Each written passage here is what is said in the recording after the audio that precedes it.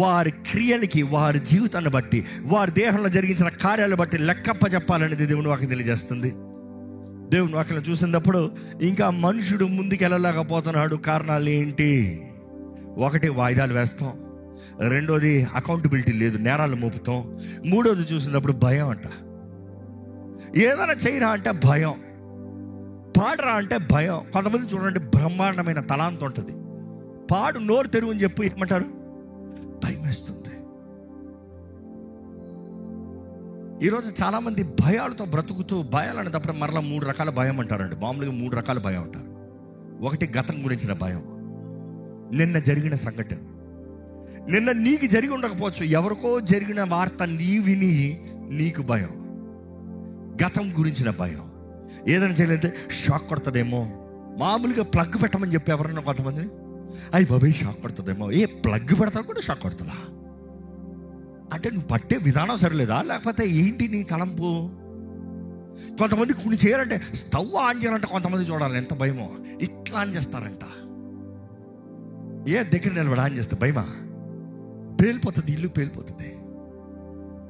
కొంతమందికి భయాలు చూడాలి ఎలాగుంటాయో. గతంలో ఏదో సగం వార్తని, సగం కార్యాలని, లేకపోతే గతంలో ఎవరికో ఏదో కీడు జరిగిందని. కొంతమంది చూడండి, బండి నడుపు అంటే భయం. ఎందుకు? యాక్సిడెంట్ అయిపోతుందేమో. నువ్వు యాక్సిడెంట్ అయితే యాక్సిడెంట్ అవ్వకుండా వేరేం అవ్వదు, యాక్సిడెంట్ అవుతుంది తప్పకుండా. ఒరే భయము. కొంతమంది పిల్లలు చూడండి, సైకిల్ తొక్కేటప్పుడు తుర్ర తొక్కుతాడు, పడతాడు, పడిన తర్వాత ఏం చేస్తాడు, మర్రా లెగిస్తాడు, మళ్ళీ దులుపుకుంటాడు, ఎక్కి మర్రా తొక్కుని పోతూనే ఉంటాడు. కానీ కొంతమందికి జీవితంలో పడతామనేది గ్యారంటీడ్.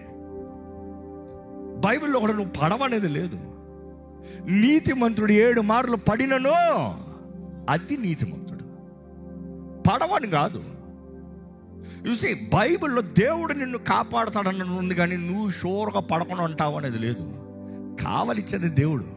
కొన్నిసార్లు దేవుడు ఎక్స్పీరియన్స్ పెట్టి భయం ద్వారా, అంటే దెబ్బ ద్వారంగా మనిషి పాఠాలు నేర్చుకోవచ్చు. మనుషుడు ఆ పాఠాలు నేర్చుకునేటప్పుడు దేవుడు స్తోత్రం చెప్పి ముందుకు పోతా ఉంటాడు.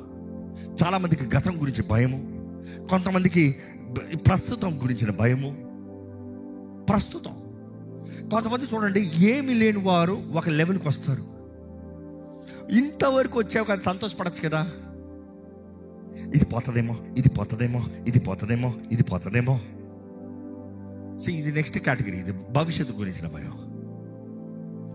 ఏం లేనప్పుడు సంతోషంగా ఉండగా, ఇప్పుడు ఇంకా సంతోషంగా ఉండాలిగా. చూసి గతం గురించిన భయం, ప్రస్తుతం గురించిన భయము, రేపు గురించిన భయం. ఈ 3 భయాలు ఎదురుతనే కానీ ఏ ఒక్కడు వర్ధిల్లరండి. మీరు అనొచ్చు, దేవుడు దీవించడా? దేవుడు అందరిని దీవిస్తాడు. ఇందాక ప్రారంభంలో చెప్పాడు, ప్రతి ఒక్కరికి తినడానికి ఆహారము, విత్తడానికి విత్తనాన్ని ఇచ్చే దేవుడు. కానీ నీలో ఈ మైండ్ సెట్, ఈ మెంటాలిటీ, ఈ స్వభావం ఉన్నంత వరకు నీవు ముందుకు సాగలేవు. అనుకుని చూడండి, యేసు ప్రభువే వచ్చి నిలబడుతున్నాడు అక్కడ నీటి మీద. అక్కడ 12 మంది శిష్యులు ఉన్నారు. ఆ 12 మంది శిష్యుల్లో ఒక్కడ అడుగుతున్నాడు, నీవైతే నేను కూడా నడవాలి. మిగతా వాళ్ళు భూతమని భయపడ్డారంట. దేవుని చూసినా కూడా భయమే వచ్చింది. ఒరే నేను రా అని చెప్పినా కూడా భయంగానే ఉన్నారు. ఒక్కడికి మాత్రం ధైర్యం ఉంది, నీవైతే. ఇది ఆ నీవైతే క్యారెక్టర్లు ఉంటేనే కానీ గొప్ప కార్యాలు జరగవు. ఎందుకంటే అన్నింటిలో నేను, నువ్వైతే నేను అని వచ్చిన ఆయనే దేవుడు అన్నాడు, కానీ నువ్వే మూలస్తంభం, కానీ నీ మీద సంఘం కట్టబడుతుంది, కానీ ఆ పెంతకొస్తే మనం నువ్వే నిలబడుతున్నావు. కానీ ఈరోజు చాలామందికి ధైర్యం లేదు, నథింగ్ రెడీ టు ఫేస్.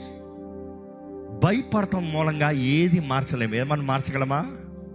కీడు మాత్రమే ఎక్కువ తెచ్చుకుంటాం, కానీ చేయగలిగింది ఏం లేదు.